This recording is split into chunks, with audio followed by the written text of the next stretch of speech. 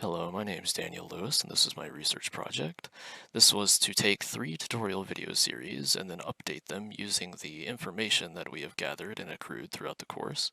And as of right now, as you may be noticing, I have a character rigged up in Mixamo. I took the skeletal mesh and the character from Mixamo along with the animations, and I had put it into the character and corresponding with the locations or directions at which he's moving. Uh, and not only that, but I can press C and toggle to another animation chain, as well as it shrinks the capsule surrounding the character, which lowers the camera, which allows for a lower perspective when in stealth mode. And not only that, but I found out that you can blend animation chains together based along a bone in the character mesh. So I chose the spine of the character mesh and I separated the lower torso animations with the upper torso animations, allowing me to attack and move at the same time without the animations interfering with themselves. Now, this also allows me to crouch and do the exact same thing since the animations from the lower torso and the upper torso are separate, so the lower torso can be changed while the upper torso is not affected. Now, another one was the inventory system.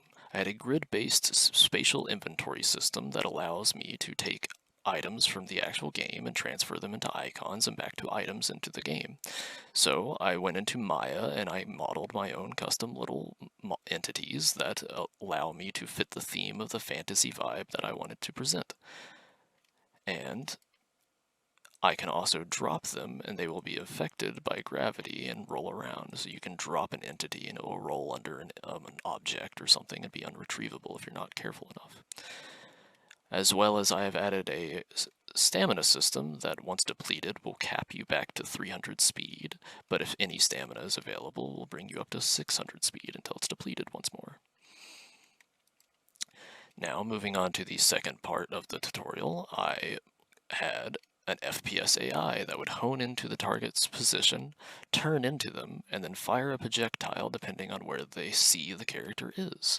I matched this up with, once again, another Mixamo entity, and rigged up an archer to fire the animation to fire off right as the entity is spawned, so the animation is aligned with the spawning of the entity.